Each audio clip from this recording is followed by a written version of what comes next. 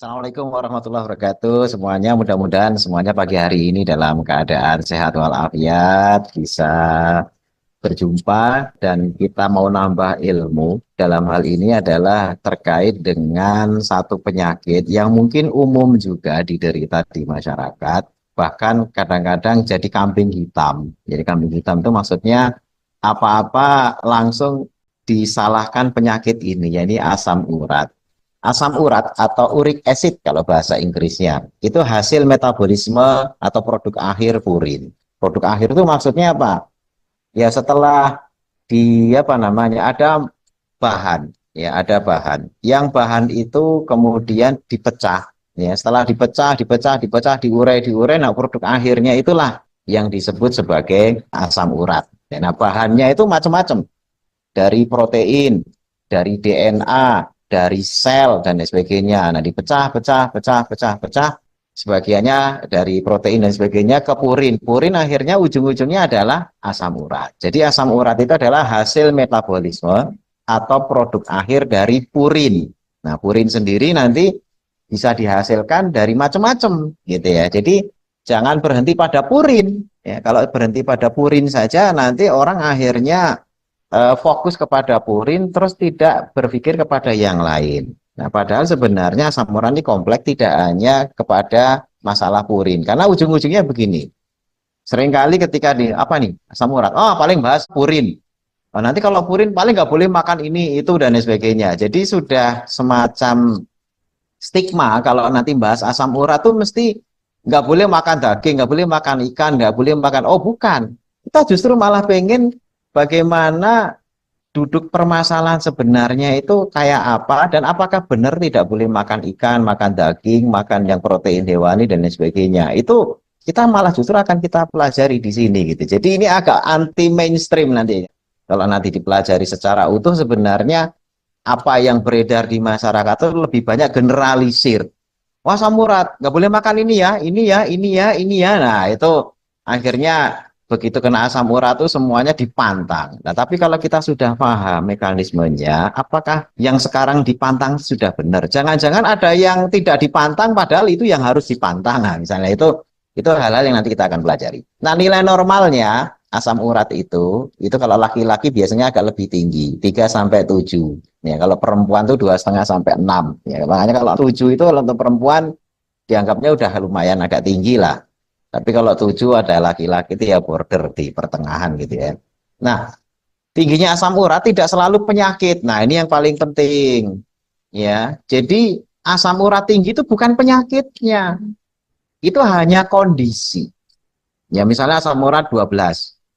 Wah, tinggi banget ya. Ini penyakit asam urat bukan. Itu hanya kondisi. Nanti akan ada timbul pertanyaan berikutnya. Asam urat 12, kakinya nyeri enggak? Bengkak enggak? Enggak tuh. Oh, ini asam uratnya 12 tapi tidak nyeri, tidak bengkak, tidak terjadi apa-apa, bahkan lari pun masih bisa dan lain sebagainya. Ya itu berarti cuma kondisi hiperurisemi. Ya, hiperurisemia itu maksudnya di dalam darahnya itu kadar asam uratnya tinggi, tapi belum bikin masalah. Karena sebenarnya masalah sesungguhnya itu bukan tingginya kadar asam urat, bukan. Nanti ada masalah sesungguhnya. Makanya jangan heran ya, ini di awal udah langsung saya kasih info, tingginya kadar asam urat itu belum tentu merupakan penyakit, gitu ya. Nanti ada penyakit tersendiri yang diakibatkan oleh tingginya asam urat. Makanya itu hanya kondisi. Kondisi yang disebut sebagai hiperurisemi, di mana darahnya mengandung asam urat tinggi. Nah, kemudian asam urat bisa disebut penyakit saat sudah menimbulkan masalah. Nah, ini. Jadi kalau sudah mulai mengkristal. Jadi asam uratnya kalau masih bentuk cair beredar di dalam tubuh dicek, oh 9, oh 10, belum mengkristal, belum bikin nyeri, belum bikin bengkak dan sebagainya. Ya itu cuma kondisi saja. Tapi ketika sudah mengkristal, ya kita sebut sebagai kristal urat. Ya, kemudian penyakitnya itu kita sebut sebagai GOUT. Ya, jadi sebenarnya penyakit asam urat itu tidak ada. Asam urat itu kan zat, ya, zat yang ada dalam tubuh kita. Ketika tinggi, itu juga bukan penyakit asam urat, tetapi hiperurisemi. Nah, tapi ketika terjadi GOUT, ya, GOUT, atau kalau bahasa kita tuh encok, gitu ya. Itulah yang baru disebut sebagai penyakitnya. asam uratnya itu sudah tidak lagi berbentuk asam urat, tetapi kristal urat. Nah, jadi penyakitnya itu penyakit kristal urat. Cuma istilah ini nggak populer ya. Istilah ini nggak populer. Tapi sebenarnya kristal itulah yang bikin penyakit karena dia nanti akan berada di sendi-sendi sebagaimana di gambar itu. Nah, itu di gambar ini kan ada gambar jempol gitu ya, ada persendiannya. Ini saya zoom ya. Saya zoom. Nah, itu ada putih-putih. Nah, putih-putih itulah kristal urat. Kristal urat yang menumpuk di situ tuh namanya tofus. Kalau banyak namanya tofi. Bentuk jamaknya tofus itu tofi. Itu bahasa ini ya, bahasa medis ya. Jadi itu kumpulan kristal. Kristalnya itu kayak batang lancip. Ya, kalau di mikroskop itu kayak batang-batang lancip, batang-batang kaca. Jadi kayak pecahan beling, tapi lancip-lancip seperti batang-batang. Lah makanya kenapa nyeri itu kalau sudah membentuk kristal. Kalau masih asam urat enggak. Ya, makanya yang ditakutkan adalah bagaimana kristalnya ini, gitu ya. Kemudian yang kedua, asam urat bisa jadi penyakit ketika terbentuk batu. Nah, jadi salah satunya batu ginjal kita atau batu saluran kemih itu bisa terbentuk dari asam urat. Nah, jadi mengkristal terus membentuk batu di ginjal. Nah, ini yang jadi masalah karena kalau kemudian batunya itu merusak ginjal, bisa bisa bikin gagal ginjal karena fungsi ginjalnya, filtrasinya, fungsi memfilter atau menyaring darahnya juga bermasalah. Jadi asam urat ini disebut penyakit saat sudah menimbulkan masalah. Ya ini ketika terbentuk kristal, kristal urat yang namanya gut dan juga terbentuk batu. Nah, agar terhindar harus paham perihal terbentuknya asam urat dan kristal. Ya, karena kristal itu terbentuk dari asam urat. Nah, asam urat terbentuk dari purin. Nah, ini urutannya. Bagaimana agar asam uratnya ada, tapi tidak terbentuk kristal? Ini penting. Ya, bagaimana agar asam uratnya walaupun ada, tapi tidak terbentuk kristal? Atau kalaupun asam uratnya ada, juga tidak terlalu tinggi. Nah, tidak terlalu tinggi. Itu trik-trik kita yang nanti akan kita bagikan baik secara lifestyle maupun secara herbal. Nah, asal asam urat itu dari purin. Nah, ini yang udahlah apa jamak lah, ini orang diketahui. Tapi dari mana asal purin? Nah, rata-rata orang bahas dari makanan, padahal nggak begitu. Sumber purin itu terdiri dari dua. Yang pertama endogen. Purin endogen adalah purin yang diproduksi oleh tubuh, hasil dari metabolisme tubuh. Dan ajaibnya ini yang jarang diajarkan ya. Ini saya ajarkan di sini biar pada tahu gitu ya. Karena ini jarang diajarkan di luar. Dokter-dokter malah nggak pernah nyebut ini. Padahal nanti kalau di searching, di googling, ini ada. Jadi bukan bikin-bikinan saya. Ini jurnal, ini adalah ilmu gitu ya. Tapi kita buka semua, jangan ada yang disembunyikan. Jadi endogen hasil produksi itu malah 2/3 bagian. Ah, 2/3 bagian itu malah produksi dari dalam tubuh kita. Dari mana? Ya itu sebenarnya purin itu sebagiannya dari pemecahan sel. Ya makanya ada orang-orang yang punya beberapa penyakit yang banyak memecah sel. Ya, baik itu sel kulit, sel lemak, sel apapun yang kemudian dirombak, kemudian rusak. Itu nanti sel-sel itu kan dipecah ada bentuk lemaknya, ada proteinnya, ada ini. Nah, itu sebagiannya adalah dalam bentuk purin. Ya, jadi ketika tubuh kita itu terjadi kematian sel gitu ya, itu ada purin yang kemudian diproduksi. Jadi 2/3. Nah, dari luar, dari makanan cuma 1/3. Cuma kita ini akhirnya dipantang-pantang. Padahal kalaupun pantang segala sesuatu udah capek mantang, lawang itu cuma berperan 1/3. Ya, ini pun juga yang sifatnya dari purinnya, karena asam urat tidak hanya sekedar kadar purin, ya. Karena ada dua hal yang harus diperhatikan. Pertama, dari sintesa purinnya yang kemudian dipakai untuk memproduksi asam urat, ya. Tetapi nanti ada juga faktor lain, yakni pembuangan. Ya, tapi ini kita bahas ini dulu. Makanya ini penting karena ada bahasan yang jarang diajarkan, yakni purin endogen. Ya, ini hasil produksi tubuh kita itu malah memproduksi lebih banyak. Jadi walaupun 1/3 ini nggak masuk sama sekali, tubuh kita itu produksi gitu loh. Nah, makanya yang dibahas rata-rata hanya eksogen, nggak boleh makan ini. Apa 1/3 pengaruh banget? Sebenarnya nggak juga. Nanti kalau dipelajari lebih lanjut, yang dari luar itu tidak terlalu banyak berperan. Ya, tapi orang terlanjur sudah timbul stigma. gitu kan. Makanya saya bilang apa benar begitu harus pantang, gitu ya, nggak boleh makan protein. Sampai akhirnya nggak makan hewani sama sekali. Ah, udah saya nggak bisa makan daging-daging, ikan dan sebagainya karena sudah kena asam urat. Padahal kalau nanti kita lihat riset, ya nanti kalau yang butuh risetnya bisa di searching gitu ya. Ada penelitian ya pemakan daging, pemakan ikan dan pemakan tumbuhan. Ini semuanya di riset. Vegetarian gitu ya, kemudian ada pemakan daging, pemakan ikan. Itu ternyata yang paling tinggi terkena asam urat itu malah vegetarian. Itu paling tinggi terkena asam urat. Dan itu riset jurnal resmi itu ya, dan itu dipublis gitu ya. Artinya vegetarian itu lebih cenderung lebih terkena asam urat tinggi dibandingkan dengan mereka yang makan daging. Nah, tapi nanti itu kita bahas di lain waktu saja. Kita bahas masalah purin ini dulu. Asam urat dari purin ada endogen, ada eksogen. Nah, manfaatnya apa sih sebenarnya manfaat asam urat ini? Nah, ini yang juga jarang diketahui orang. Ya, asam urat itu sebenarnya antioksidan. Loh, antioksidan itu apa? Yang melawan radikal bebas. Bahkan dia bertanggung jawab terhadap 60% kapasitas antioksidan di dalam darah kita. Ya, 40%-nya itu yang lain. 60% itu tanggung jawab dari asam urat membentuk antioksidan di dalam darah kita. Jadi kalau kita ini menyebarkan isu tentang antioksidan, loh 60% itu loh kapasitas yang dihasilkan antioksidan itu justru dari asam urat.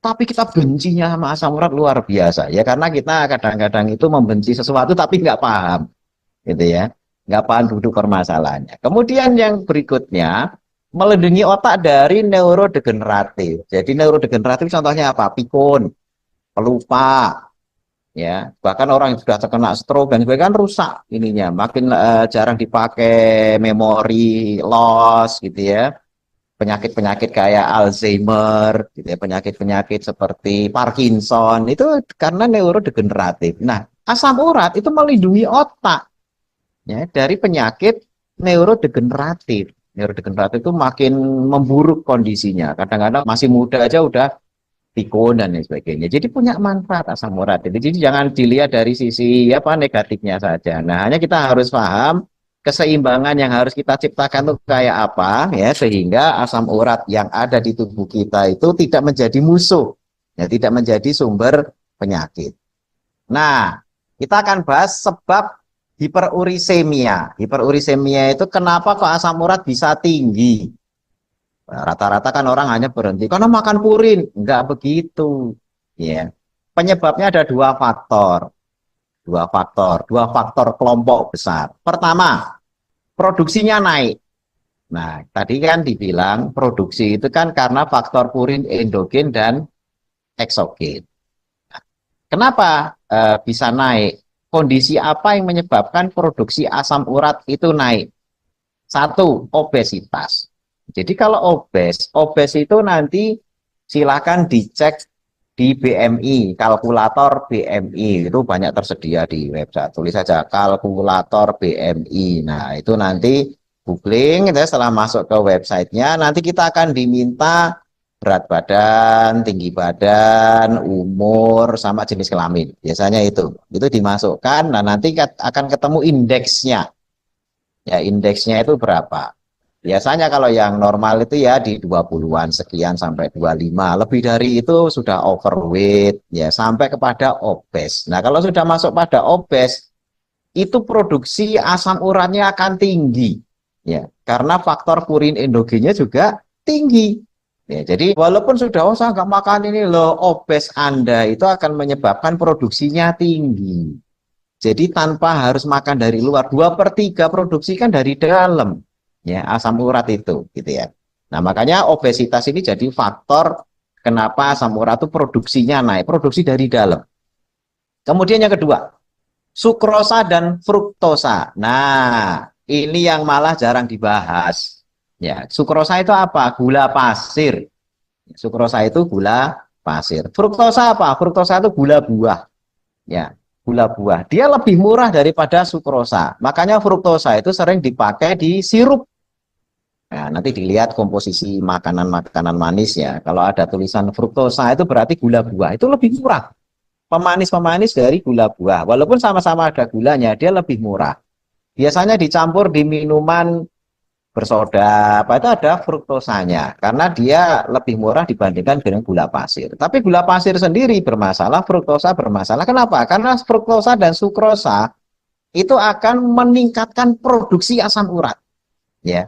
Jadi produksinya naik dipicu oleh asupan sukrosa dan fruktosa. Sebagian ketika meneliti itu, ini kenapa nggak saya bahas panjang karena agak teknis terkait dengan resistensi insulin. Ya, ini pembahasannya nanti di diabetes. Makanya rata-rata kalau sudah kena diabetes, asam urat itu kayak saudara kandungnya, gitu ya, adik atau kakaknya. Jadi kena diabetes itu sudah otomatis biasanya paketan sama asam urat, gitu ya. Karena memang terkait sama kadar gula dan resistensi insulin. Makanya beberapa web nanti ya kalau membaca itu makanan yang harus diperhatian gitu ya bagi mereka yang kena asam urat. Ini malah kadang-kadang nggak diajarin ya. Karena fruktosanya tinggi, itu seperti buah plum, buah durian, ya, buah nangka, itu ada kadar asam uratnya berapa, fruktosanya berapa gitu ya. Buah nangka, buah anggur, itu fruktosanya tinggi. Nanas, kurma pun fruktosanya tinggi. Ya, fruktosa itu sebagiannya bermanfaat, tapi pada penderita asam urat, fruktosa ketika sudah berlebih akan memicu produksi asam urat lebih tinggi. Jadi bukan purinnya, tapi produksinya. Kan produksi asam urat itu di liver, ya. Produksi asam urat itu ada di liver. Bahannya purin, ya. Tapi purin yang ada itu akan dimetabolisme menjadi asam urat itu dengan beberapa pemacu. Ya, salah satu pemacu produksi itu jadi naik adalah sukrosa dan fruktosa. Jadi sukrosa dan fruktosa itu bukan masalah purinnya, tapi dia menjadi promotor, ya promotor sehingga produksi asam uratnya tinggi. Setelah bahannya ada juga, tapi kalau bahannya nggak ada, walaupun ada sukrosa fruktosa itu paling nggak aman karena bahannya nggak ada. Tapi begitu bahannya ada dan orang susah menghindari bahan ini karena bahan protein itu tersedia, nah, itu bisa akhirnya dengan adanya sukrosa dan fruktosa yang tinggi. Dengan catatan fruktosa dan sukrosa yang tinggi. Makanya minuman manis itu memang penyakit, segala penyakit, diabetes iya, jantung iya, asam urat iya, ya kemana-mana gitu ya. Jangan disangka kalau makanan manis yang ada sukrosa fruktosa itu hanya masalah diabetes toh enggak, itu mesti terkait sama yang lain-lainnya. Kemudian penyakit tiroid itu juga meningkatkan produksi, terutama yang hipertiroid. Nah, yang punya penyakit hipertiroid ya jangan kaget kalau waduh kok saya nggak makan ini nggak makan itu tapi asam urat tinggi, ya karena kadar hormon tiroidnya. Kemudian kurang vitamin D. Nah, vitamin D ini unik karena kita hanya bisa makan provitamin D, tidak pernah atau tidak bisa kita tuh makan vitamin D. Yang disediakan dari luar itu hanya provitamin D. Maksudnya provitamin D itu apa? Hanya bahannya. Sedangkan vitamin D-nya sendiri itu diproduksi oleh tubuh, melibatkan aktivitas dan sinar matahari. Ya, jadi mereka yang takut sinar matahari, ngamar, melulu, ya provitamin D-nya mungkin dapat makan mentega, makan margarin atau pada tulisan minyak goreng mengandung vitamin D, diperkaya vitamin D. Sebenarnya itu hanya provitamin D, belum jadi vitamin D. Jadi hanya bahan baku. Tapi ketika masuk dalam tubuh tidak disediakan environment, lingkungan yang bagus untuk produksi vitamin D dalam tubuh kita sendiri, maka tidak akan terbentuk vitamin D. Ya, salah satunya tadi itu, sinar matahari itu masih penting, jadi jangan takut sinar matahari. Ya, vitamin D. Kemudian yang kelima, makanan berpurin. Ini sedikit sebenarnya. Sebagian malah mengatakan hanya 10% perannya. Ya, karena masih banyak peran-peran yang 90% yang lainnya itu yang lebih besar. Cuma kadang-kadang orang fokusnya makanan berpurin gitu ya. Ya, sebenarnya ya itu juga perlu dicek. Makanya saya tuliskan juga sebab hiperurisemia itu salah satunya makan berpurin. Tapi sekali lagi itu bukan kiamat, artinya bukan itu yang bikin peran paling besar. Gitu. Karena purin itu endogen itu yang paling besar malah bukan dari makanan. Kemudian usia semakin sepuh, produksi asam uratnya semakin tinggi. Ya, produksi asam uratnya semakin tinggi. Yang ketujuh, alkohol. Nah, ini orang yang suka minum alkohol itu juga memicu produksi lebih tinggi. Jadi ini terkait sama produksi dulu ya. Makanya kan faktor pertama itu produksi. Ya ini 1 sampai 9 ini terkait produksi. Genetik, ya genetik, penyakit keturunan. Ya, penyakit natural itu ada sindrom Down, ada sindrom apa yang lain macam-macam penyakit yang terkait sama genetik yang pada kondisi tertentu asam uratnya produksinya juga tinggi. Kemudian nomor 9, ya, yang minum obat-obatan ini juga waspada. Sebenarnya kalau diuretik itu nanti masuk ke faktor kedua diuretik, yakni masalah hidrasi. Karena diuretik itu kan bikin kencing banyak, ya kekurangan cairan otomatis kristalnya akan lebih mudah. Tapi intinya ini obat-obatan tuh ngaruh ke asam urat. Kemudian ada sildenafil yang kemarin sempat kita bahas juga, Viagra. Ya.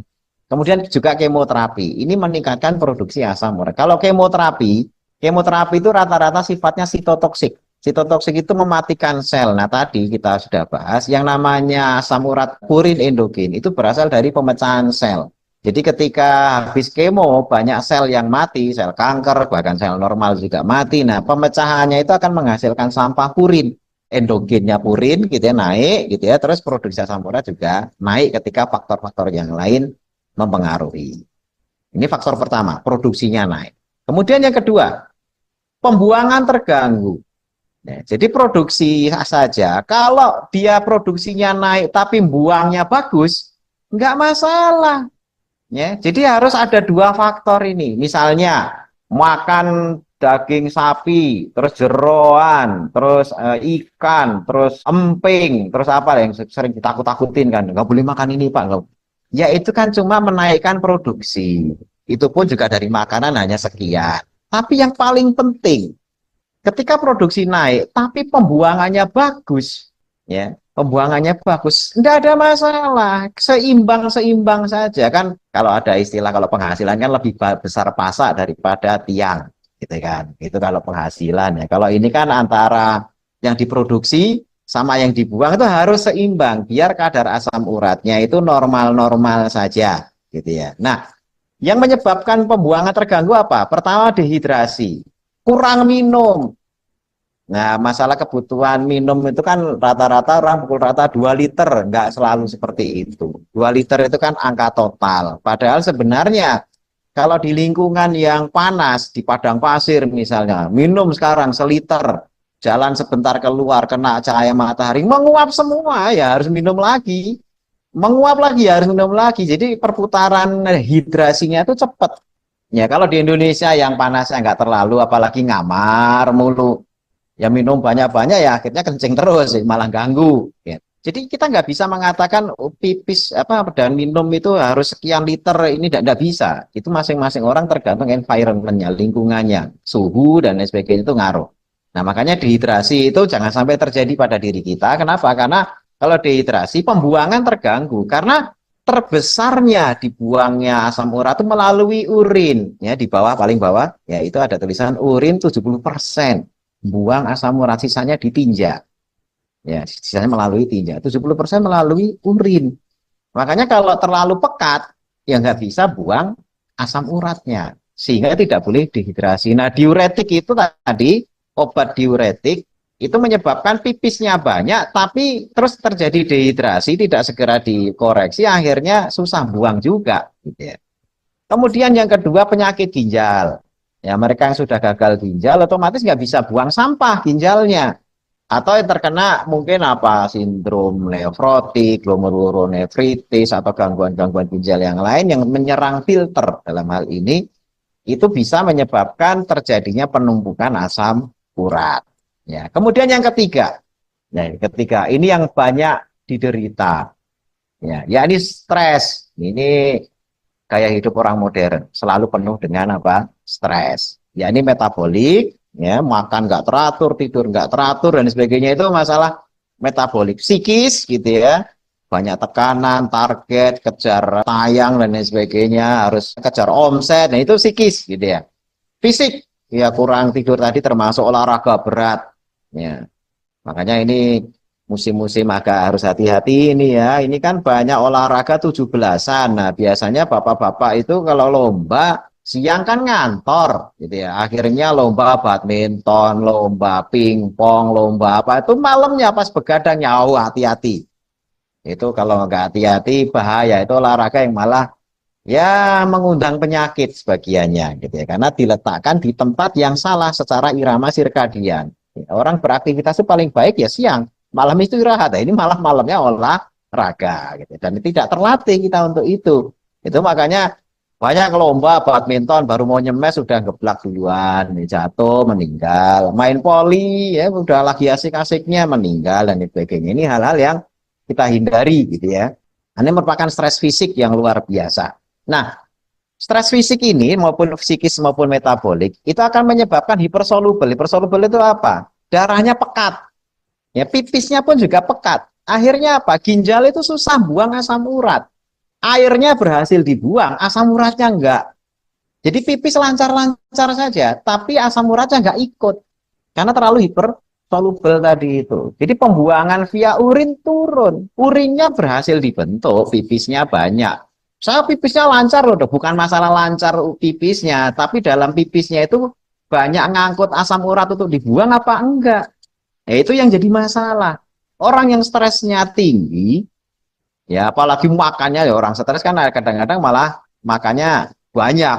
Terus sampahnya susah dibuang, sampah asam uratnya. Nah ini yang kemudian akhirnya memicu obes, tapi kemudian juga memicu penyakit-penyakit seperti asam urat. Jadi tiga ini diperhatikan gitu ya. Karena stres itu nanti kemana-mana, ke tensi dan sebagainya, yang ujung-ujungnya adalah asam urat itu bisa. Ini sekedar asam urat tinggi loh ya, belum sampai ke kristal.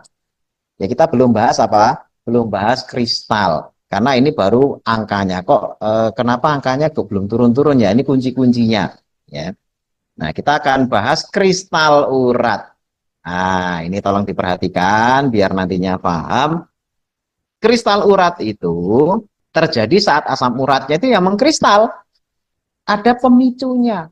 Ya, ada pemicunya. Kalau di grafik ini terlalu teknis, saya nggak terangkan lewat tulisan ini ya. Tapi setidaknya saya ringkas di materi ini. Jadi gejala kalau sudah mengkristal itu, nah ini nyeri. Nyeri itu kalau bahasa medisnya dolor, bengkak tumor, merah rubor, panas kalor, fungsi terganggu fungsi olisia. Itu 5 tanda inflamasi. Ya, inflamasi. Jadi dolor ya, tumor, rubor, kalor, pakai or semua gitu ya. Fungsinya terganggu fungsi olisia. Nah, itu disebabkan karena adanya kristal urat atau yang disebut sebagai monosodium urat, MSU. Singkatannya biasanya disingkat, nanti kalau searching ke Google, MSU itu jadi singkatan yang mengantar kita kepada pemahaman asam urat. MSU, monosodium urat, itu kita sebut sebagai kristal urat. Nah, terbentuknya kristal. Nah ini, jadi kalau tadi terbentuknya produksi asam urat itu gara-gara produksinya tinggi dan pembuangannya susah. Begitu asam uratnya sudah tinggi gara-gara susah buang dan produksinya naik, setelah tinggi baru dibentuk menjadi kristal. Nah pemicunya lain lagi. Pemicu terbentuknya kristal itu pertama hipertensi. Jadi bapak-bapak kadang-kadang kaget dicek dokter. Loh asam uratnya 9 loh Pak. Tapi saya nggak sakit dok. Ya jangan heran, mungkin tensinya normal. Ya jadi belum terbentuk apa? Kristal. Makanya angka asam urat tinggi itu belum tentu menandakan dia itu kena penyakit. Dia sekedar tinggi saja. Karena tidak ada faktor yang menyebabkan asam urat itu mengkristal. Tapi kalau sudah kakinya bengkak, merah, nyeri, tekuk sakit itu, waduh sakitnya kayak bisul, sentuh aja itu udah sakitnya luar biasa. Nah itu sudah terbentuk kristal itu. Biasanya memang disimpan di ruang-ruang sendi. Itu karena hipertensi, tekanan darahnya tinggi. Yang kedua, keasaman darahnya tinggi atau asidosis. Tingkat keasaman darahnya tinggi. Ya itu biasanya terkait sama kadar gula. Kadar gulanya tinggi gitu ya. Itu nanti keasaman darah juga naik. Makanya terjadi pada orang yang terkena resistensi insulin. Kemudian yang ketiga, keenceran darah. Ya tadi hipersolubel. Hipersolubel itu ya darahnya mengental. Keenceran darah yang kurang itu nantinya menyebabkan terjadinya kristal. Ya samalah kalau kita bikin minuman. Ini gambaran bodoh aja itu, maksudnya gambaran untuk mempermudah pemahaman. Gula pasir kita masukin ke air, ya kita larutkan ya. Kalau airnya banyak kan encer. Begitu dipanasi airnya menguap, airnya sedikit kan lama-lama mengkristal. Mengkristal lagi jadi kayak garam. Air laut asin, begitu dijemur airnya hilang, mengkristal jadi garam. Ya sama, ini juga asam urat kayak gitu. Makin keenceran darahnya itu makin pekat gitu ya, itu akan terbentuk kristal. Kemudian yang keempat, inflamasi. Nah, inflamasi itu peradangan. Obesitas oleh tubuh itu dianggap sebagai inflamasi atau dalam bahasa medisnya itu low grade inflammation ya. Low grade inflamasi itu maksudnya mudah sekali inflamasi. Jadi ketika lemak itu sudah numpuk dalam kadar tadi itu perbandingan secara kalkulator sudah masuk dalam obes, maka dianggap obesitas itu ya kayak inflamasi berjalan. Sehingga di situ dengan adanya obes itu akhirnya menyebabkan ya produksi asam urat tinggi, ya proses inflamasi, kemudian kristalnya juga mudah terbentuk. Nah, ini hal-hal yang nantinya perlu kita koreksi. Empat ini penting sekali menjadi koreksi kita. Jangan sampai hipertensi, keasaman darah, sidosis, keenceran darah, inflamasi gitu. Dan ini juga terkait sama tadi, kenapa stres itu juga ngaruh, karena hipertensi itu juga dipicu dari sana. Kalau ini istilah ruwetnya, kalau yang tadi kan saya kasih istilah mudahnya, ini istilah ruwetnya. Jadi urat level itu asam uratnya udah tinggi, ini menyebabkan MSU crystallization. Jadi yang pertama yang paling atas itu asimptomatik hiperurisemi. Sudah terjadi hiperurisemi tapi asimptomatik, belum ada gejala apa-apa. Asimptomatik itu belum ada gejala. Nah, terus dipicu asam uratnya tinggi. Nah, kemudian konsentrasi, cation concentration gitu ya, konsentrasinya jadi keencerannya, kepekatan darah tadi itu. Terus temperature itu suhu badan itu malah dingin. Ya. Kalau suhu badan itu turun itu malah bahaya, itu terjadi pengkristalan itu dari situ. Kemudian intraarticular dehydration, jadi kekurangan cairan tapi di intraartikuler. Intraartikuler itu di ruang-ruang sendi. Ya, itu juga bisa dipicu oleh dehidrasi dari tempat lain, karena kan otomatis nanti dia akan kesedot. Ya, dari tempat lain ruang sendinya itu akan kesedot sehingga terjadi dehidrasi di ruang sendi. pH itu keasaman. Nah, ini memicu terjadinya kristal. Nanti akhirnya dengan proses ada nucleating agent, kolagen, kondroitin sulfat dan sebagainya. Terus sampai akhirnya terbentuk kristal, sampai akhirnya nggak bisa jalan, lumpuh dan sebagainya, sampai terjadinya batu gitu ya, radang dan sebagainya. Ini bahkan ruwetnya. Kalau yang bahkan gampangnya ini, hindari aja ini tensi, keasaman darah, keenceran darah, inflamasi dan sebagainya kita hindari. Mudah-mudahan dengan cara itu walaupun asam uratnya tinggi tapi tidak terbentuk kristal. Nah, treatment dari lifestyle-nya apa? Ini penting. Kenapa? Karena lifestyle itu berperan juga ya, 50% lebih bahkan kadang-kadang. Selain juga nanti ada treatment herbalnya. Yang pertama, terkait produksi. Nah, tadi kan produksi itu terkait dengan sukrosa dan fruktosa. Nah, ini kita kurangi. Jangan lagi senang minuman-minuman yang kekinian yang banyak melibatkan sukrosa dan fruktosa. Karena ada yang mengurangi sukrosa pakai gula buah, ya sama aja, itu kan kedua-duanya berpengaruh gitu ya. Jadi ya intinya makanan manis dan sebagainya ini kita kurangi. Kemudian tangani obesitas. Nah, obesitas ini kan terjadi karena kurangnya aktivitas. Yang harus mau olahraga, yang pertama. Yang kedua, membatasi asupan. Ya, kasih tubuh itu istirahat makan, puasa. Ya, puasa kalau nggak kuat puasa syariat itu sahur sampai buka maghrib. Ya, jangan ambil itu misalnya nggak kuat. Jadi misalnya nggak minum tuh nggak kuat, kalau nggak makan kuat, gitu ya. Ya sudah nggak usah makan, minum aja air putih. Ya, kita kenalnya intermittent fasting, puasa intermittent dari jam 8 malam sampai jam 12 siang. Lakukan rutin tiap hari. Ya, jadi makan sarapan paginya itu jam 12 siang. Ya, nanti sampai jam 8 udah nggak jam 8 malam udah nggak makan lagi. Nah, itu nanti tubuh akan berkurang itu. Banyak yang melakukan ini obesitasnya itu berkurang. Jadi penanganan obesitas dengan intermittent fasting gitu ya. Sudah apalagi sudah juga mengurangi sukrosa dan fruktosa gitu ya. Kemudian kontrol makanan berurin. Ini faktornya nggak terlalu besar, tapi juga perlu dilakukan. Berarti nggak boleh makan ikan? Boleh. Ya karena kan itu cuma sepertiga tadi itu. Tapi nilai nanti dilihat juga habit yang lainnya. Karena satu habit itu terkait sama habit-habit yang lainnya. Yang keempat, hindari alkohol. Karena ini juga memicu produksi asam. Kalau faktor yang lain, faktor usia dan sebagainya itu kan nggak bisa kita kontrol. Jadi yang saya tulis terkait sama produksi, tadi kan produksi itu terkait usia. Ya kalau usia kan masuk dimudahkan lagi kan nggak bisa. Tapi kalau alkohol kan bisa dihindari. Makanan berpurin masih bisa dikurangi. Ya. Obesitas masih bisa ditangani. Jadi jangan putus asa. Wah, saya udah segala macam diet dan lain sebagainya. Saya coba. Enggak juga sebenarnya bisa gitu kan. Berat badan turun sebulan berapa kilo itu masih bisa. Asalkan tahu caranya.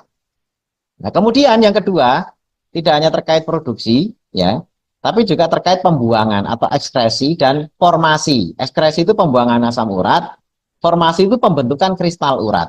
Yang pertama, rehidrasi. Banyak minum, keenceran darah diperbaiki, ya, sehingga ruang sendi kita itu juga tidak kekurangan cairan dan juga darah tidak terlalu pekat. Ya, jadi rehidrasi ini penting, ini banyak minum. Kemudian, nah ini ada, saya lompat ke nomor 3 ya, susu segar. Susu segar itu protein susunya masih utuh, masih bagus. Nah itu akan meningkatkan pembuangan asam urat. Nah ini yang jarang diketahui. Minum susu tapi susu segar, yang protein susunya itu masih tinggi, itu akan membuang asam urat lebih banyak. Jadi ini kalau ada gangguan terkait sama ekskresi.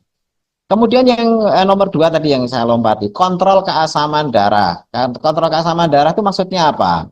Jadi jangan sampai pH darah kita itu terlalu rendah. Nah, apakah mudah ngatur itu? Susah, kalau ini memang susah. Kenapa? Karena kontrol asam basa itu dilakukan oleh ginjal. Jadi kita nggak bisa langsung instan. Kalau nggak bisa langsung instan itu maksudnya apa? Misalnya gini, kita minum saja air yang sifatnya basah. Glek, glek, glek, glek, glek. Ya, itu otomatis nanti ginjal akan langsung netralisir dengan cara apa? Jadi ginjal itu mengatur asam basa tubuh kita. Kalau kita masuk asam tinggi, ya dia akan dibasahkan. Tapi kalau masuk basa tinggi, dia akan diasamkan. Jadi langsung dilawan oleh tubuh. Makanya ketika tubuh kita terjadi asidosis, itu tidak serta-merta terus obatnya itu adalah mengkonsumsi sesuatu yang basah. Karena asidosis itu melibatkan banyak hal. Tidak hanya sekedar air minum kita yang harus alkali, misalnya enggak. Terkait juga dengan pengikatan oksigen, ya, pernafasan kita aerob, anaerob dan lain sebagainya, termasuk juga aktivitas dan juga hal-hal yang lain banyak. Sehingga kontrol keasaman darah itu melibatkan ya orangnya harus jangan stres. Kalau stres, wah itu kemana-mana, ya keasaman dan lain sebagainya itu cenderung ke sana. Kemudian harus banyak gerak, olahraga, menghirup udara yang bersih dan lain sebagainya, tidak terkena polusi, itu mengontrol keasaman darah. Termasuk juga cukup tidur. Ya, orang yang tidak cukup tidur itu, wah tubuhnya tuh berantakan banget gitu ya. Nah kemudian yang keempat, kontrol tekanan darah. Kontrol tekanan darah untuk tidak terbentuknya formasi. Makanya tensinya tinggi, oh itu punya potensi kristalnya yang terbentuk semakin tinggi. Semakin tinggi tensinya, denyutnya juga ketika denyut jantung jeduk, jeduk, jeduk gitu ya. Itu akan mengalami nyeri yang sesuai dengan irama jantungnya. Jadi nyutnya itu sesuai dengan denyut jantungnya. Ini bagi yang punya asam urat pasti ngalami itu ketika berdenyut. Nah itu dari tensinya. Makanya ketika tensi itu dinormalkan, formasi pembentukan asam urat itu juga akan berkurang. Atau kristal urat, bukan asam urat. Kemudian kontrol stres. Nah, ini paling penting karena nanti akan berpengaruh kepada pembuangan. Jadi stres itu berpengaruh pada pembuangan dan juga pembentukan. Dua sisi. Maksudnya dua sisi itu sisi pembuangannya kalau produksi banyak tidak ada masalah kalau pembuangannya lancar. Nah, tapi kesal kontrol stres itu produksinya juga diturunkan, pembuangannya juga dinaikkan. Makanya kuncinya itu sebenarnya nomor 5 ini yang paling penting. Bagaimana kita tidak terkena stres metabolik, stres psikis maupun stres fisik. Nah, itu paling utama. Kemudian treatment berikutnya adalah herbal. Nah, ini yang dinanti-nanti. Ini herbal ajaib, gitu ya. Karena mengandung tibu nabawi yang nantinya, ini kalau dibahas satu-satu, ini satu bab sendiri. Saya menjanjikan ini nanti nomor 1 ini perlu pembahasan khusus ini. Karena ternyata kemarin kan kita bahas penyakit jantung, penyakit diabetes, penyakit asam urat. Ini ternyata ada bahasan obesitas. Jadi ini harus ada tema khusus tentang obesitasnya. Tunggu saja. Mudah-mudahan minggu depan ada waktu kita bahas bagaimana mengontrol obesitas dengan herbal ini. Karena dalam peran habatus sauda dan zaitun ini ada kontrol obesitas. Dan ini saya akan sampaikan menurut jurnal-jurnal yang ada. gimana sih bisa untuk diet ya? Untuk ini ya, prinsip diet tuh kayak apa dan sebagainya. Ini kontrol obesitas ini perlu satu satu pembahasan khusus gitu. Makanya ini tidak akan saya ulas habis di sini. Nanti mudah-mudahan ada waktu untuk bahas sendiri. Yang kedua kontrol stres, menekan depresi. Kemarin materi tentang depresi sudah. Gitu. Kemudian meningkatkan kualitas tidurnya. Jadi tidurnya lebih nyenyak. Dapat deep sleep. Ya, deep sleep itu tidur yang nyaman. Kita bisa kok mengevaluasi tidur kita. Apakah tidur kita tuh deep sleep atau tidak. Gitu. Caranya gimana? Ada sekarang ini banyak gadget-gadget tools gitu ya dipakai jam tangan smartwatch. Ya, smartwatch itu ada yang nyetel kualitas tidur kita, ada grafiknya. Gambar merah itu tidurnya jelek, walaupun cukup tidur, tapi kalau merah semua grafiknya itu berarti jelek. Kalau dapat biru itu berarti deep sleep, berarti tidurnya bagus. Itu monitoring, ya. Dan biasanya berdasarkan HRV. HRV itu heart rate variability ya, dalam sehari. Nah itu nanti bisa mengontrol, oh stres saya bagus apa enggak, dilihat HRV-nya. Nah, kalau itu bagus, ya, itu berarti konsumsinya ini berhasil. Jadi untuk melihat berhasil tidaknya konsumsi ini bisa dilihat dengan gadget gitu ya. Tapi intinya kontrol stres ini banyak jurnalnya, Habatus Sauda dan itu menekan depresi dan mengatur agar kualitas tidurnya juga bagus. Kemudian yang ketiga, kontrol tekanan darah. Nah, jadi Habatus Sauda dan Zaitun itu riset tentang bagaimana menurunkan hipertensi dan sebagainya itu udah bejibun. Ya, jadi ini bisa, ya memang ada trik-trik khususnya juga, tapi kita nanti akan bahas secara khusus. Yang keempat, kontrol perbaikan ginjal. Banyak orang yang takut konsumsi, bahkan sering nanya, dok ini Habatus Sauda kan ini herbal, biasanya kan herbal ngerusak ginjal, kalau konsumsinya banyak nanti takut ginjalnya jangka panjang rusak. Oh enggak, ini justru nefroprotektif. Nefroprotektif itu apa? Melindungi nefron, saringan ginjalnya lebih awet. Gitu, itu tuh nefroprotektif. Bisa juga renoprotektif dalam artian umum, melindungi ginjal secara utuh. Itu renoprotektif. Dan itu penelitiannya baik kepada binatang percobaan maupun kepada manusia sudah banyak dibuktikan. Bahkan kepada mereka yang cuci darah, kemudian juga mereka yang mengalami nefropati diabetik, itu pun juga pernah ada uji-uji cobanya kepada pasien-pasien tersebut dengan banyak jurnal tentunya. Jadi ini akan memperbaiki pembuangan asam urat. Kalau ginjalnya bagus, buangnya bagus, terbentuknya juga tidak akan tinggi, gitu ya. Kristalnya juga tidak akan terbentuk. Yang kelima, treatment herbal habas ini apa manfaatnya? Adalah kontrol keasaman darah. Ini membantu ginjal mengatur asam basa tubuh. Memang regulasinya, gitu ya, asam basa itu tadi diregulasi oleh yang namanya ginjal. Jadi kalau kita masukin basa terlalu tinggi, wah itu bahaya, ya. Karena itu otomatis akan membebani ginjal juga, karena ginjal itu langsung netralisir, atau memasukkan asam terlalu tinggi juga begitu. Tapi kepada kondisi asidosis, sebenarnya bukan larutan alkali yang dibutuhkan, tetapi lebih kepada kinerja ginjalnya, kinerja paru-parunya, gitu ya. Bahkan pada kondisi seperti itu, paru-paru, asupan oksigen, dan lain sebagainya itu lebih diutamakan daripada sekedar memasukkan cairan yang sifatnya alkali. Nah, ini hal-hal yang sifatnya nanti medis praktis gitu ya, kontrol keasaman darah. Tapi bisa diupayakan dengan konsumsi habatus sauda dan zaitun untuk mengontrol keasaman darah kita biar tidak terjadi asidosis. Selanjutnya, yang terakhir sebagai penutup, upaya sehat itu harus holistik. Holistik itu menyeluruh. Kita tidak hanya bisa mengandalkan sekedar minum sesuatu, tapi lifestyle-nya bertentangan. Ya, holistik mencakup bahan terapi dan juga lifestyle. Bahan terapinya iya, lifestyle-nya juga. Lifestyle toh bahan terapinya kurang ya, kadang-kadang lambat.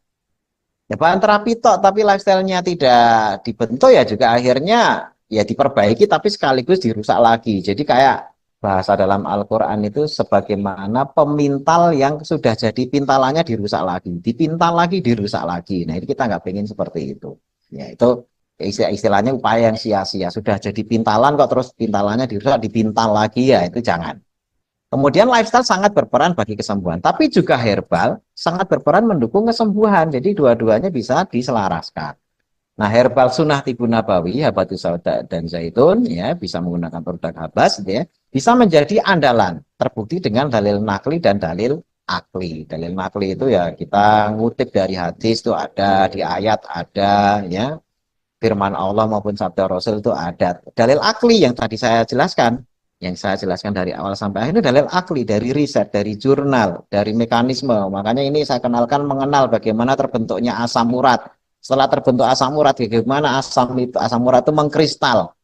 Nah, apa yang perlu dilakukan agar asam urat nggak naik? Apa yang dilakukan agar asam urat yang sudah terlanjur naik tidak terbentuk kristal dan sebagainya kita sudah jelasin. Nah, tinggal bagaimana setelah itu semua kita pahami, kita selaraskan dalam kehidupan kita sehari-hari.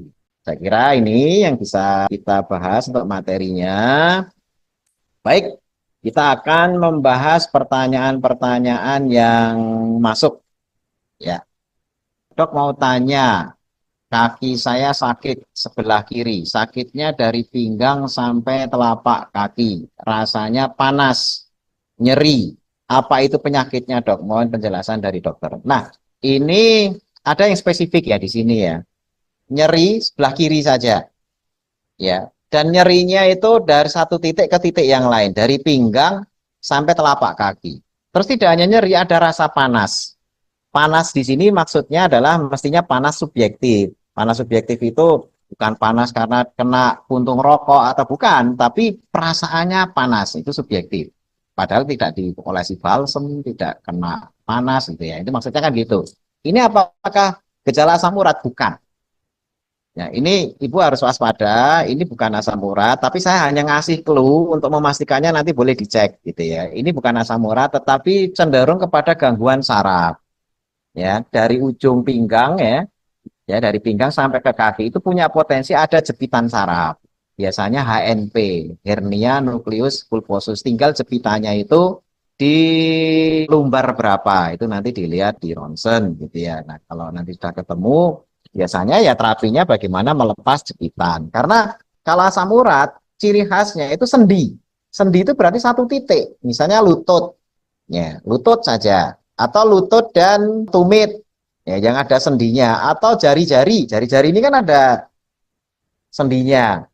Nah, dia kristalnya itu nyelip di situ, nyelip di sendi. Jadi mesti terkait sama gerakan, ya, sama terkait mesti di sela-sela. Jadi bukan di berkas. Misalnya nyerinya dari lutut sampai ke tumit itu bukan asam urat. Itu biasanya otot. Kalau satu berkas begitu. Atau kalau ada tambahan seperti tadi, nyeri yang sifatnya subjektif, ada panas, itu berarti gangguan saraf, bukan asam urat. Kalau asam urat atau kristal urat itu satu titik dan titik itu biasanya adalah di sendi. Walaupun kristal urat itu bisa juga numpuk di telinga. Di telinga kita ini kan tulang rawan tuh. Nah, itu tiba-tiba ada jendolan.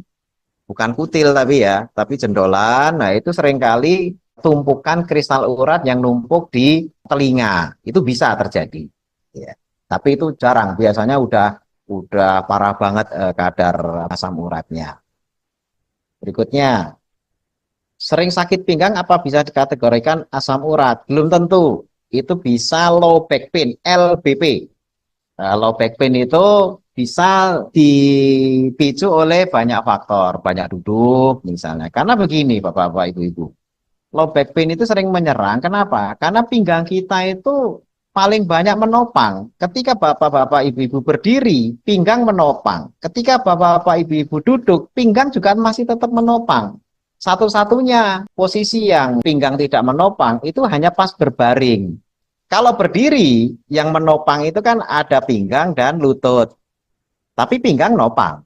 Ketika duduk, lutut nggak nopang, tumit nggak nopang, yang pinggang tetap nopang. Makanya kita ini kan tidak terlepas dari yang namanya duduk dan berdiri.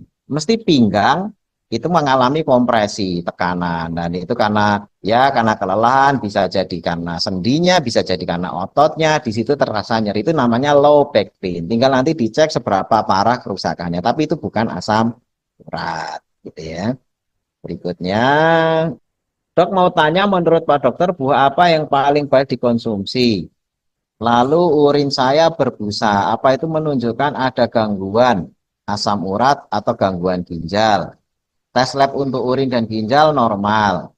Bagaimana menurut Pak Dokter? Terima kasih. Sebenarnya Buah sih aman-aman saja selama kadar fruktosanya tidak terlalu. Tadi kan yang saya sebutkan tadi itu kan yang sudah tercatat dan itu nanti silakan dibuka di website.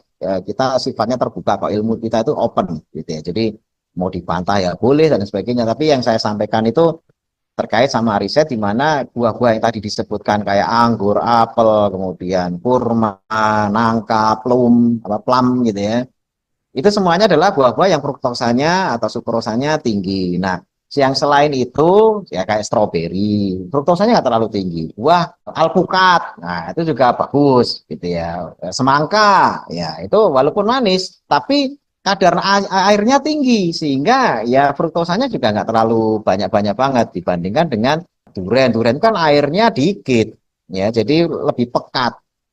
Buah ketika pekat, jumlah airnya sedikit, manis, nah itu biasanya fruktosanya tinggi. Kayak kurma, kurma nggak banyak airnya, sehingga lebih banyak komponen gulanya, gitu ya. Tapi justru malah tidak gampang busuk. Biasanya buah yang banyak airnya, yaitu mudah busuk, karena ada beberapa komponen yang memudahkan pembusukan. Tapi kalau kering, kayak kurma, kismis, dan sebagainya, tidak mudah busuk. Tapi justru malah buah-buah kering itu fruktosanya tinggi. Itu yang aman ya, tadi saya sebutkan buah yang airnya banyak kayak belimbing ya tidak ada masalah ya, itu karena airnya banyak. Timun ya, alpukat dan sebagainya itu fruktosanya nggak terlalu tinggi. Kemudian urin berbusa itu memang bisa terjadi, tidak selalu penyakit ya, tidak selalu penyakit. Kalau penyakit itu biasanya memang diabetes ya, penderita diabetes dengan kadar urin yang sudah mengandung banyak glukosa itu bisa terjadi yang namanya urin berbusa. Tapi dalam kondisi normal itu pun juga bisa. Kondisi normal maksudnya apa? Habis makan protein banyak itu juga bisa menyebabkan urinnya berbusa. Protein banyak itu habis pesta makan sate bareng-bareng, bakar makan daging, makan telur, apa itu kadang-kadang sebagiannya berbusa gitu ya. Kemudian yang kedua terkait sama ini arus balik. Arus balik, maaf, ini biasanya sperma yang tidak keluar tuntas. Ya, misalnya terjadi ejakulasi, tapi ada sperma yang tidak keluar tuntas, masih nyisa terus masuk lagi campur ke urin gitu ya. Nah itu bisa juga kencingnya itu jadi berbusa. Ya itu hal-hal yang menyebabkan kencing berbusa itu tidak selalu penyakit. Makanya dikatakan tadi pemeriksaan urinnya apa, pemeriksaan ginjal apa bagus ya. Itu artinya tadi benar memang tidak selalu penyakit gitu ya. Berikutnya, Assalamualaikum, kaki sakit pinggang sampai kaki rasanya berat. Nah, kalau rasanya berat, ya, jadi ini untuk membedakan dengan yang lain. Rasanya berat, rasanya panas, rasanya kayak kesemutan dan sebagainya itu selalu melibatkan saraf. Ya, karena saraf itu terkait dua, sensorik dan motorik. Ya, kalau sensorik itu mesti terkait sama rasa. Tapi kalau motorik itu tadi berat, diangkat susah, dan itu motorik. Itu selalu terkait sama saraf. Tapi kalau asam urat itu hanya melibatkan nyeri. Ini nyeri sekali kayak kena bisul. Nah, itu baru kita curiga asam urat. Tapi apakah selalu asam urat? Belum tentu. Karena nyeri itu bisa juga pengapuran.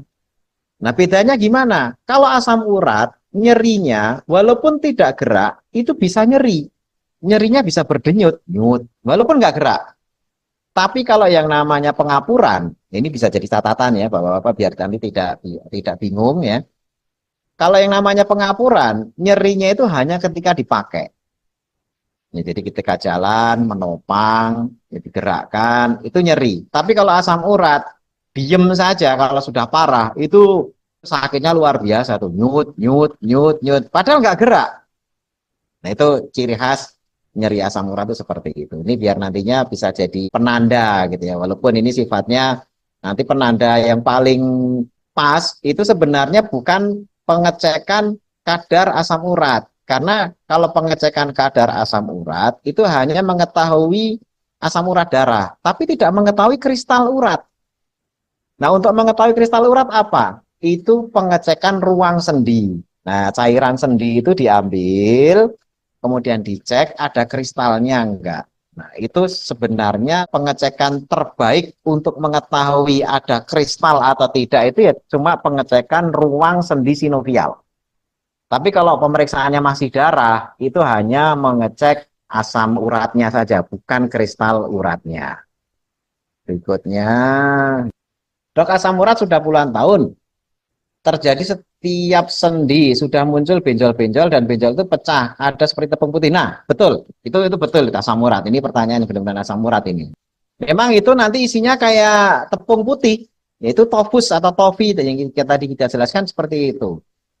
Apa itu kristal? Dan ada sebagian jari tengah bengkok, buku tangan kaki rusak, apa termasuk asam urat atau apa ini? Autoartritis, osteoartritis mungkin maksudnya ya. Terima kasih. Itu asam urat, bukan osteoartritis. Osteoartritis itu tidak seperti itu. Jadi asam urat benar ada benjolan-benjolan kristal ya, maksudnya kristal karena memang seperti di ilustrasi tadi di gambarnya itu ada kristal yang terdeposit ya, terdeposit itu terkumpul di situ. Kalau deposit duit mah seneng-seneng aja. Ini yang dideposit adalah kristalnya. Nah, itu harus dibuang. Kalau pengen cepat memang bisa dengan dioperasi, tapi kalau habis operasi terus gaya hidupnya dan lifestyle stresnya dan lain sebagainya masih bisa terbentuk lagi. Pabriknya nggak diputus masalahnya, gitu ya. Produksinya nggak diselesaikan. Jadi maksudnya fokus kita untuk mengeliminasi itu adalah dari sumbernya. Makanya saya jelaskan dari awal itu agar dari sumbernya tahu, oh berarti saya harus memperbaiki apa lifestyle. Walaupun mungkin kalau sudah terbentuk tofus tadi itu yang sudah membengkak dan sebagainya, lifestyle itu juga akan membantu walaupun lama. Ya, karena untuk narik ulang kristalnya itu, kan itu ditumpuk tidak hanya sehari dua hari, berminggu, berbulan, bahkan bertahun. Untuk ngambil lagi itu lama. Makanya ada yang udah dioperasi, tapi habis itu harus tobat. Maksudnya tobat itu jangan diulang lagi, lifestyle yang menyebabkan numpuk lagi. Ya, atau kalau misalnya, waduh saya nggak mau operasi, ya bisa, tapi lama. Walaupun bisa percepatan asalkan tertib. Tertib dalam hal tadi itu langkah-langkah yang harus dikerjakan, kontrol obesitas, kontrol tensi, kontrol ini. Tadi yang harus dikontrol itu kan banyak tuh, tinggal dicentang, ini sudah terkontrol, sudah dikontrol. Itu nanti pelan-pelan ya topinya bisa setidaknya reversible, walaupun sebagiannya ada yang mengatakan, oh itu nggak bisa reversible karena sudah terbentuk ya mau nggak mau harus dibersihkan dengan operasi gitu ya. Tetapi pada prinsipnya formasi yang dibentuk saja bisa, diurai sebenarnya bisa walaupun makan waktu. Ya itu benar, itu asam urat gitu ya. Nanti tips ini mudah-mudahan bisa dipraktekkan gitu ya. Berikutnya, Dok, saya pernah lumpuh di persendian sehingga tidak bisa bergerak. Kata teman saya kebanyakan makan sayur-sayur dan kacang-kacangan. Tadi sudah saya bilang, makanan itu berperan sebagian saja. Ya, ada perannya, tapi sebagian. Tapi secara utuh tadi itu.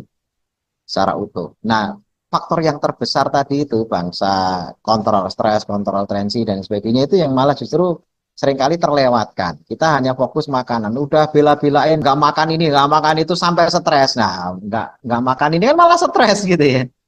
Ya, senengannya makan ini nggak boleh jadi stres. Ya. Stresnya memicu asam urat malahan gitu kan. Dari sudah pantang malah bikin stres, stresnya bikin asam urat gitu ya, nggak menyelesaikan masalah. Jadi harus secara utuh, tidak hanya sekedar sayur disalahkan, enggak. Kalau kita paham cara makan sayurnya, ya tidak selalu sayurnya yang bisa bikin masalah gitu ya. Berikutnya, apakah asam urat bisa berpotensi untuk anak kecil? Bisa. Ini pertanyaan bagus, bisa. Tadi yang masalah genetik tadi, pada orang dengan sindrom Down. Sindrom Down itu kromosom ke berapa saya lupa. Secara teoritis ya. Sindrom Down itu walaupun anak-anak asam uratnya tinggi. Ya, nah, jadi tidak hanya sekedar menyerang orang dewasa atau lifestyle-nya nggak bagus dari sejak anak-anak bisa numpuk asam urat tinggi gitu. Walaupun itu jarang, karena secara hormonal anak kecil itu punya beberapa hormon yang bisa mengeliminir produksi asam urat tinggi. Tapi pada kasus tertentu seperti genetis tadi itu dia bisa asam uratnya tinggi. Anak saya sering nyeri di betis. Nah, kalau betis bukan. Ya, tadi sudah saya bilang asam urat itu sendi, bukan di berkas otot. Kalau betis kan nggak ada sendinya.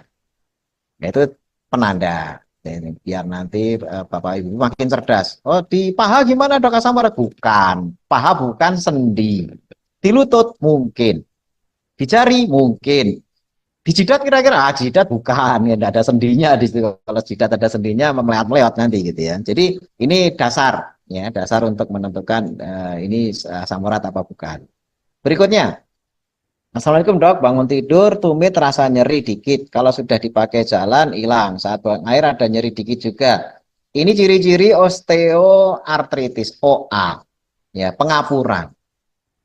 Jadi bukan asam urat tapi pengapuran. Nah, pengapuran mudah-mudahan nanti kita bisa bahas, tapi bukan asam urat. Berikutnya, dok, saat ini lutut kiri saya bengkak dan terasa nyut-nyut. Bagaimana cara menghilangkan rasa sakit dan rasa pedes? Karena kalau malam mulai lagi terasa nyut-nyut. Nah, kalau ada rasa pedes berarti bukan asam urat. Sekali lagi itu saraf. Saraf itu ada sensasi yang sifatnya subjektif tadi itu. Kayak misalnya gini Bapak-bapak Ibu-ibu. Habis makan nasi pakai sambal, tapi pakai jari gitu. Ini selesai makan kan enak tuh cuci tangan, terus beberapa menit kemudian tangan terasa kayak kecabean, kalau orang bilang kecabean, padahal nggak ada cabenya, udah cuci bersih dan sebagainya. Itu berarti gangguan sensasi saraf. Ya kalau dimaksud rasa nyeri pedes dan lain sebagainya tadi seperti itu berarti sarafnya, bukan asam urat.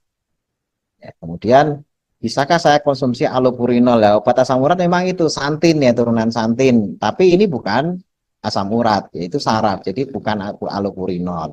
Ya, tapi apakah bisa dengan saraf itu dengan habas? Bisa, malah justru pakai habatus saudarjanja itu malah bisa. Yang gangguan saraf tadi, yang semuanya kalau gangguan saraf itu bisa. Nah, nanti mekanismenya insya Allah mudah-mudahan ada waktu untuk menjelaskan itu. Dok, saat ini punggung sebelah kiri atau kanan terasa sakit, nyut-nyut, apa kita asam urat? Punggung bukan. Ya, punggung bukan, tidak akan nyerang ke sana, gitu ya. Lutut saya sakit, gak bisa duduk. Apa itu asam urat? Apa ada obatnya? Kalau sekedar sakit itu masih umum, ya. Lutut sakit itu bisa asam urat, bisa, dan cenderungnya sebenarnya lutut sakit itu sebagian besarnya adalah pengapuran. Cuma ini karena nggak ada umur ya. Rata-rata pengapuran itu dialami oleh mereka yang usianya di atas 30. Jadi pengapuran itu terjadinya penuaan tulang di mana sel-sel tulang yang tadinya sel tulang rawan itu sudah mengalami penuaan, jadi mengeras. Nah, itu akhirnya pelumasan juga turun, kolagen turun, kelenturan turun, dan sebagainya. Itu akhirnya terjadilah yang namanya pengapuran. Biasanya yang diserang adalah yang biasa nopang, tumit, lutut, pinggang. Ya, kalau keluarnya di situ, curiga itu dulu. Kalau usianya di atas tadi itu ya, nah, tinggal derajatnya. Nah, tapi kalau misalnya, oh ya asam uratnya sekian terbentuk kristal dan sebagainya, itu kan data-data lanjutan. Tapi kalau hanya nyeri saja, curiganya kalau di lutut, di tumit, dan di pinggang, itu justru kita curiganya ke pengapuran. Baik, itu saja dulu. Mohon maaf kalau ada salah kata. Mudah-mudahan Allah Subhanahu wa taala jaga kesehatan kita. Jangan lupa juga minum herbal tibun nabawi gitu ya, habatus dan zaitun, produk Abbas, biar untuk menjaga stamina kita ya, bagi yang belum sakit menjaga biar tidak sakit, bagi yang sudah sakit ya diminum agar kita dengan lifestyle yang benar juga agar kita terbebas dari penyakit yang kita derita. Terima kasih jazakumullah khairan katsiran atas perhatiannya. Kami undur diri, mudah-mudahan bisa membawa manfaat yang baik pada semuanya. Subhanakallahumma bihamdika asyhadu an la ilaha illa anta astaghfiruka wa atubu ilaik. Billahi taufiq wal hidayah. Assalamualaikum warahmatullahi wabarakatuh.